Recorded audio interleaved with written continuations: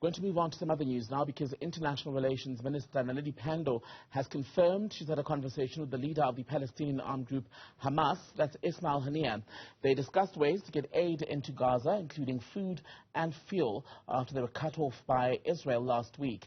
The International Relations Department says the call is in line with government's efforts to facilitate dialogue in order to end the war. So far, about 1,400 people are known to have died after Hamas launched a surprise attack on Israel over a week ago, while Israeli airstrikes on the densely populated Gaza Strip have killed about 2,800 people.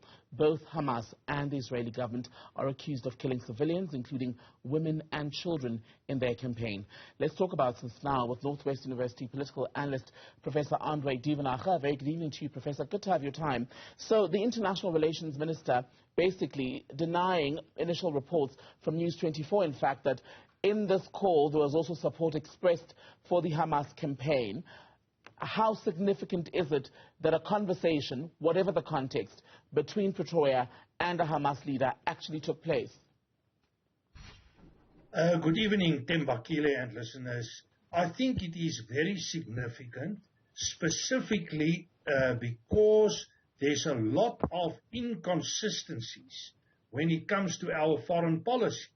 And it seems as if one of the main consistencies is the viewpoint of the ANC and the ANC leadership on the one side and the government on the other side. It seems as if the ANC, given their specific ideology, Pan-Africanism, non-alignment, national democratic revolution, etc., if that ideal is linking up with the whole Palestinian situation and the case of Palestine. But on the other side, the real interests and specifically the economic and financial interests are lying with the Western countries. And we are just thinking about the AGOA agreement, to mention only one. But general trade also, our financing is coming from Western or Western-related resources. And the point there is there's a conflict between these two. And the moment this conflict is picking up, then the government is saying they are in favor of negotiations. They will follow the middle of the road. But I think in their hearts, and that was also the case in the conflict between Russia and Ukraine, in their hearts they are aligning with the Palestinians, they are aligning with Russia, and not with the West. Well, on the issue of Palestine, both the South African government and the ANC have been clear that they stand in solidarity with the people of Palestine, even in their condemnation of the actions by the armed group Hamas, as per statements made just this past weekend, right, by Naledi Pandor as International Relations Minister and Cyril Ramaphosa as ANC President. You talk about hypocrisy and perhaps even a double standard, but isn't that diplomacy overall? Because the same arguments could be made for the Western countries who are condemning Russia for its invasion of Ukraine, but have themselves been criticized for not condemning Israel's actions against Palestinians. So the South African position, if it is hypocritical, would not be unique. Well, to me, there's a huge lot of inconsistencies in terms of their foreign policy. And I would like to see a consistent line, and I think that is the problem, is that levels of inconsistency, and I don't think you can equalize inconsistency with diplomacy.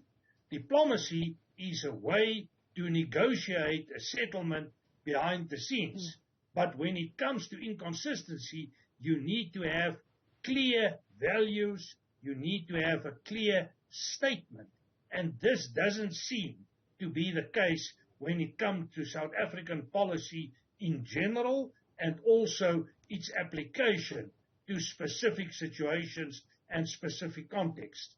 But I think at the moment, the position of the government is one of a negotiated settlement. And to me, that is the in-between position.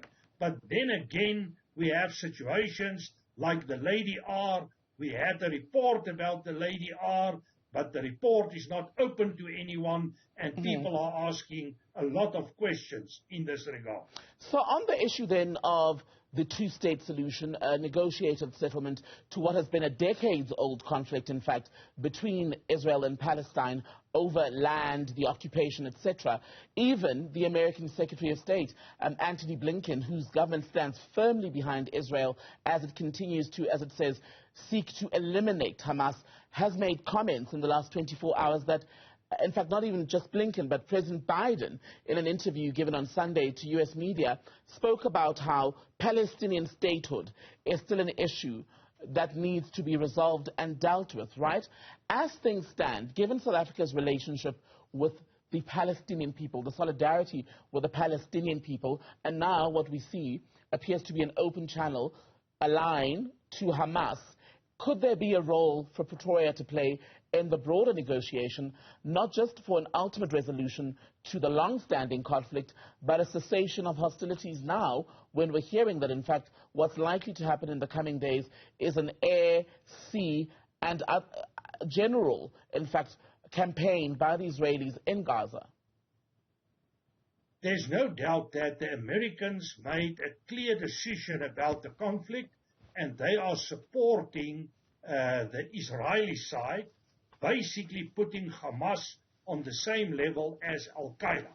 But on the other level, the Americans are very much concerned about an escalation of the conflict, and then political solutions are kicking in. In that sense, there is strong emphasis on the so-called two-state approach. And I believe that the two-state approach can definitely be part of a political solution. There is, however, a big problem, and that is that the Arab League states, as well as Hamas, is not recognizing the state of Israel. And that is bringing a lot of problems in terms of positive outcomes as far as the negotiations and the negotiating settlement is concerned. So that is one of the problems. But specifically with regard to the United States of America, they do not want to see an escalation of the conflict. And the escalation of the conflict will mean the direct involvement of countries like Iran. I think Turkey at the moment also is tending towards the point where it may intervene, Syria, Russia, and probably other Arab League states. We're also hearing, for example, Hezbollah making similar noises along the southern border with Israel from Lebanon.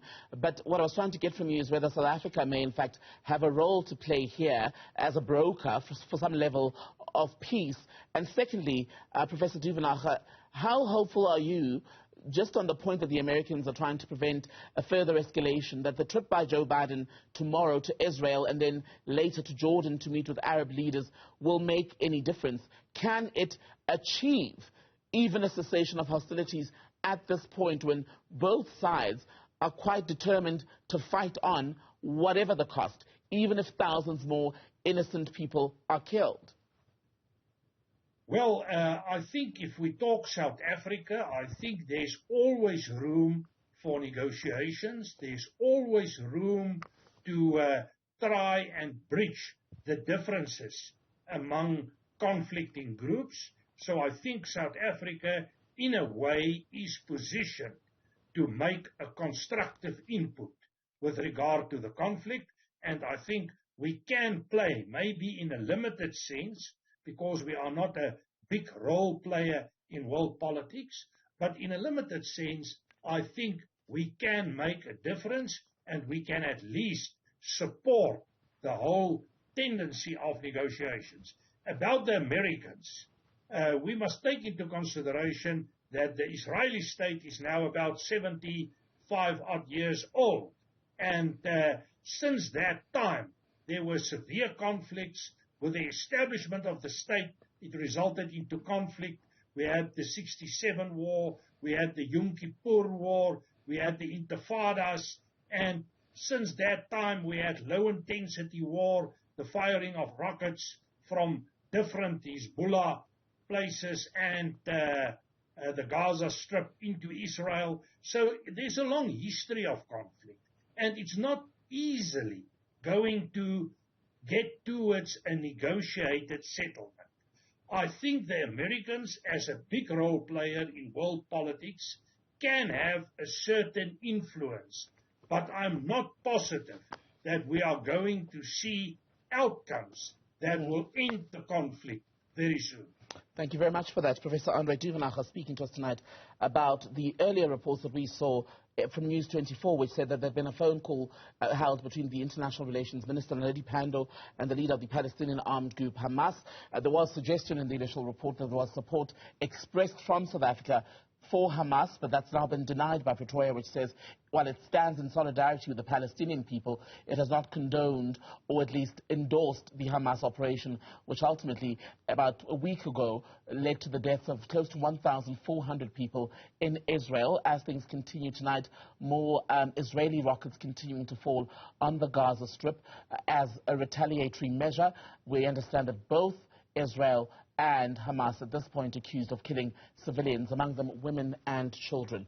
We'll see how the story pans out over the coming hours and the coming days.